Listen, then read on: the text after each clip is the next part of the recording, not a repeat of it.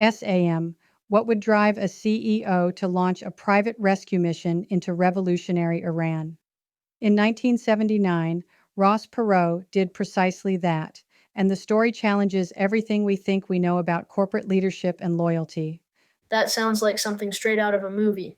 What exactly happened, Granna? Well, Sam, two of Perot's employees at EDS were imprisoned during the Iranian Revolution, and when traditional diplomatic channels failed, he decided to take matters into his own hands.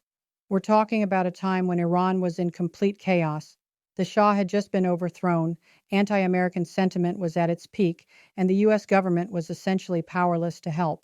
So, how does a business executive even begin to plan something like that, Granna? That's where it gets exciting, Sam. Perot recruited Colonel Arthur Bull Simons, a retired U.S. Army officer known for his expertise in unconventional warfare.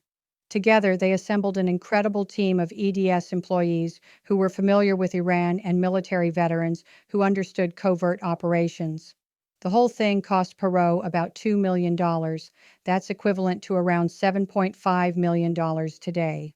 Hmm, the logistics must have been absolutely mind boggling. Oh, you have no idea. They had to create an entire network of safe houses, establish secure communication channels, and develop multiple escape routes. The team even had to learn how to blend in with local populations. Everything from dress to mannerisms had to be perfect.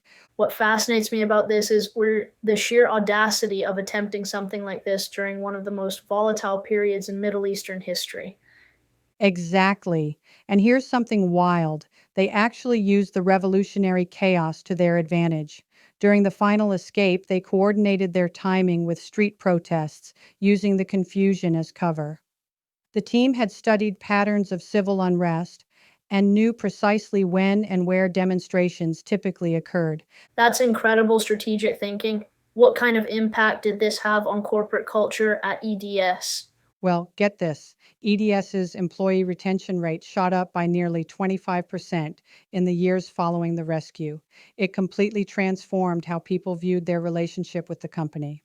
I mean, imagine working for someone who would literally risk everything to save you. The whole thing really challenges our modern notions of corporate responsibility. It absolutely does. In today's world of carefully worded corporate mission statements and PR managed responses, this kind of direct action seems almost unthinkable. However, what's fascinating is that the rescue operation actually increased EDS's value. When they went public a few years later, investors cited the company's demonstrated loyalty to employees as a significant positive factor. So, what were some of the closest calls during the actual mission? There was this absolutely nerve-wracking moment when the team had to pass through a Revolutionary Guard checkpoint. They had spent weeks perfecting their cover stories, but in that moment, everything hinged on split-second decisions. The team leader actually started arguing with the guard about soccer teams to distract him from checking their documents too closely. That's some quick thinking under pressure. How did they manage to get everyone out in the end? The final escape was like something from a thriller. They actually organized what looked like a spontaneous riot outside the prison. While the guards were distracted, they moved their people out through a series of safe houses. The team had to navigate through 11 different checkpoints in just under 6 hours to reach the Turkish border. Looking at leadership today, do you think we'll ever see anything like this again? The world's different now. We have better crisis management systems, more diplomatic channels, but I think the core lesson about leadership remains relevant. It's about being willing to take calculated risks for your people, even when conventional wisdom says it's impossible. That's quite a powerful message for today's business leaders to consider.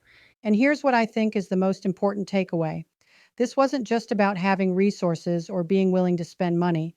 It was about combining strategic thinking with genuine human concern.